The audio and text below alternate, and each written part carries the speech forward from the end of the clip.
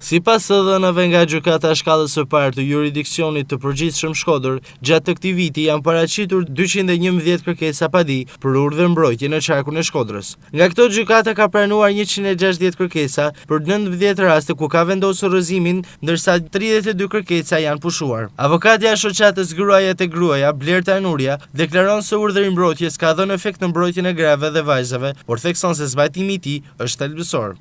Patjetër që ka efekt. Patjetër, sepse ligji për masat mbrojtëse ndaj dhunësit në familje ka ardhur duke u përmirësuar dhe në vitet e fundit ka marrë një përmirësim shumë pozitiv në raport me masat mbrojtëse në të cilat vehet viktima, si edhe në masat tjera rehabilituese të vetë dhunuesit.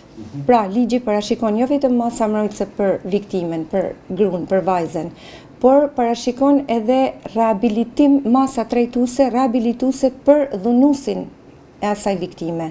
Që do të thotë, nëse është një alkolist, është një nen 10 fraksioni i ligjit, që dhunuesin e vën në kusht detyrues që të rehabilitohet nga ai ves që ka. Nuria thekson gjithashtu se nuk mungojnë rastet e pajtimit mes palëve, gjë që vlerësohet si një zhvillim pozitiv. Megjithatë, sipas saj, gjykata duhet të njoftohet në rast pajtimi, gjë që nuk ndodh gjithmonë rregullisht. Dalim pra dhe tek thymja e urdhrit mbrojtjes dhe këtu kemi një thymje në aspektin jo vetëm që po bashkëjeton me dhunuesin, rikthehet jetësmete, por edhe nuk e respekton ashtu siç ligji e ka, sepse ligji e parashikon urdhrin e mbrojtjes mund ta ndërpresh, sepse kanë ndryshuar kushtet themelore për të cilat ti e ke kërkuar atë urdhën dhe të kthehesh me bashkëjetu, me vazhdu bashkëjetesën me bashortin, me bashkëjetuesin, me familjarin tënd, domethënë që ty të ka ndryshuar kushti themelor për të cilin ti e ke kërkuar. Këtu viktimat nuk vinë me tregu që ka ndryshuar kjo gjë dhe hajde tash ta kërkoj me gjykat. Ta ndërpres këtë urdhër mbrojtjet, sepse nesër nëse do të jem prapë në një pozitë të tillë, jam e besueshme përpara atij institucioni që unë kur vi me e kërku nuk e kërkoj për me abuzu. Ose nëse e ndërpreva, nëse e theva urdhrin, nuk e theva sepse bana një shkelje, po se kushtet ishin ndryshuar. Këtu nuk e zbatojnë vetë viktimat ligjin.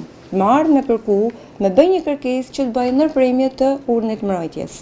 Ajo shton se urdhri i mbrojtjes nuk është masë dëshkimore nga burgu dhe ky aspekt duhet të kuptohet qartë nga gjithë, pasi ende nuk ka keqkuptime me lidhje me këtë. Kërkimi i një urdhri mbrojtjes mendojnë që është burg për bashortin, për vllajin, për bashkëjetuesin, nuk është burg. Urdhri i mbrojtjes kërkohet me një proces civil.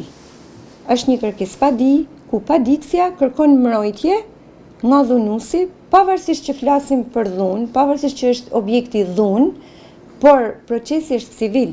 Masat që merren për atë dhunues janë civile.